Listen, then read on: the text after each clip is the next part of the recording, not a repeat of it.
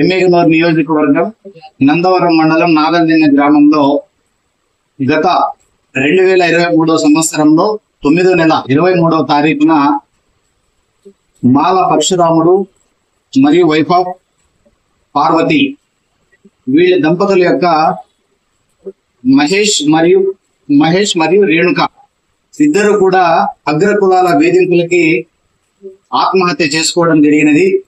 దాన్ని టేకప్ చేసినటువంటి తక్షణమే కేసుని ఇప్పటి వరకు కూడా పోరాటం సాగించి ఈ నెలలో దాదాపుగా 8,25,000 రూపాయల గ్రాంట్ ని గవర్నమెంట్ నుంచి తీసుకురావడం జరిగినది.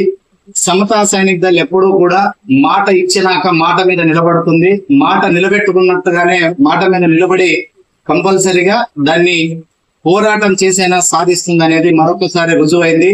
అంతేకాకుండా మాల మహేష్ అన్న సోదరుడైనటువంటి మాల వీరేష్ కి జూనియర్ అసిస్టెంట్ కింద జాబ్ కూడా కలెక్టర్ గారు మాట ఇచ్చారు.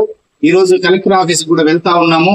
ఖచ్చితంగా ఆ అబ్బాయికి జాబ్ కూడా గవర్నమెంట్ ఉద్యోగం కూడా వచ్చే విధంగా ఖచ్చితంగా పోరాటం చేస్తాము. వాళ్ళ కుటుంబానికి అండగా నిలబడతామని కూడా ఈ సభాముఖంగా తెలియజేస్తున్నాను.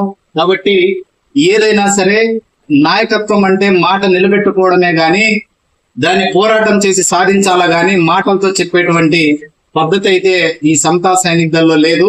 కాబట్టి మా టీం ఎప్పుడు కూడా ఎల్లవేళలా మా జాతి బిడ్డలకు ఎక్కడ అన్యాయం జరిగినా తప్పకుండా అక్కడికి వెళ్తాము. ఆ కుటుంబాలకు అండగా నిలబడతాము.